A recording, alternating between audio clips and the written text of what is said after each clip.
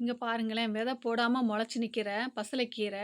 இது விதை நான் சேர்த்து வச்ச விதைய நான் சைடுல எடுத்து வைக்கக்கூடிய டைம் கீழ விழுந்திருக்குன்னு நெனைக்கிறேங்க. இது தூத்துவாரி இந்த தேயிலை வேஸ்ட்டுங்களெல்லாம் போடுவேன். இந்த டீ போட்ட தேயிலை தூள் வேஸ்ட்டுங்களெல்லாம் போட்டு வைக்கிற அந்த பாட்டுல தூத்துவாரி போட்டிருக்கேன். அது இப்ப மழை தொடர பெஞ்சுட்டு இருக்கறதுனால இந்த சாரல் மழையெல்லாம் பட்டு, அதிலேயே இருந்து பசலைக்கீரை முளைச்சு நிக்குதுங்க. 1, 2 இல்ல. கிட்டத்தட்ட ஒரு 7, 8 முளைச்சு நிக்குது. என்ன பண்ண போறேன்னு தெரியல. எல்லாம் ஒரே பாட்டுல அப்படியே நிக்குது. வளர்ந்ததுக்கு அப்புறம் பார்க்கலாம் கொஞ்சம் கூட. இங்க பாருங்க கீரைய பறிக்காம விதை வந்து முத்தி போயிருச்சுங்க. கீரை பறிக்கணும்னு நினைக்கக்கூடிய டைம் ஏதாவது ஒண்ணு கையில வந்துரும். அத குழம்பு வச்சு விட்டுறது. இந்த கீரை அப்படியே முத்தி போயிருச்சு. சரி விதைய கிள்ளி விட்டேன். அப்படியாவது இலையாவது பிச்சு எடுக்கலான்னு பார்க்கலான்ட்டு. ஆனா விதையும் முத்தி போய், கீரை இலையும் முத்தி போயிருச்சு. சரி அப்படியே விட்டுட்டேன். தக்காளி பக்கத்திலேயே தானே முளைச்ச தக்காளி 2 பிஞ்சு அழகா விட்டுட்டு வருது. பார்க்கறதுக்கு அவ்வளோ அழகா இருக்குது. கொலையா காய்க்கலனாலும் 2 பிஞ்சு விட்டுருக்கையில அது சின்ன காய் வச்சு வருதுங்க. இதே மாதிரி யாருக்கெல்லாம் நடந்திருக்குன்னு சொல்லுங்க. ஃபர்ஸ்ட்டா காய்ச்ச அவரக்கா. என்ன அவரக்கான்னு தெரியாமலே நட்டு விட்டு காய்ச்ச அவரக்கா. பார்த்த உடனே ரொம்ப சந்தோஷமா இருந்துச்சு. இவ்ளோ காய் விட்டுருக்குதே! இந்த அவரக்கா நான் எதிர்பார்க்காம வந்துச்சேன்ட்டு.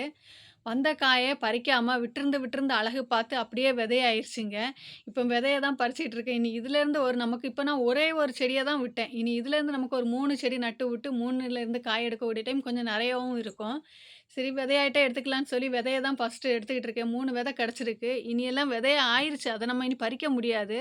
அது விதையாயி காஞ்சதுக்கப்புறம் அதையும் பறிச்சு எடுத்துக்கலாம். இது சன்ரோஸ்ன்னு சொல்வாங்க. ஒரு பூ அழகா பூத்து நிக்குது பார்க்கறதுக்கு. இது வந்து மினியேச்சர் ரோஸுங்க.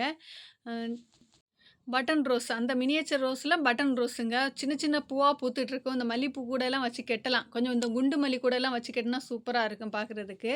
ஒரு பாட்ல 3 ரோஸ் வச்சிருக்கேன். அதில ஒரு பூ 1 ரோஸ் பூ பூத்திருக்குது. அதே மாதிரி நாட்டு ரோஸ், வெள்ள ரோஸ் என்ன அழகா பூத்து நிக்குதுன்னு பாருங்க. கீழ இருந்தே பூக்கத் தொடங்கிட்டு மேல வர பூத்து நிக்குதுங்க.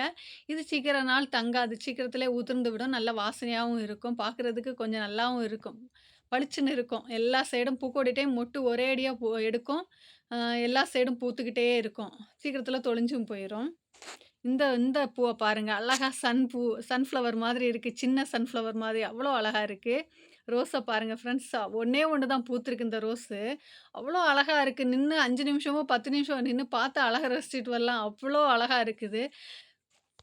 அது பக்கத்திலே மிட் நைட் ரோஸும் பூத்து நிக்குதுங்க. இது கத்திரிப்பூ கலர்ல இருக்கு பார்க்குறதுக்கு. சைடுல 3 மொட்டு விட்டுருக்கு பாருங்க. எவ்வளோ அழகா இருக்குது.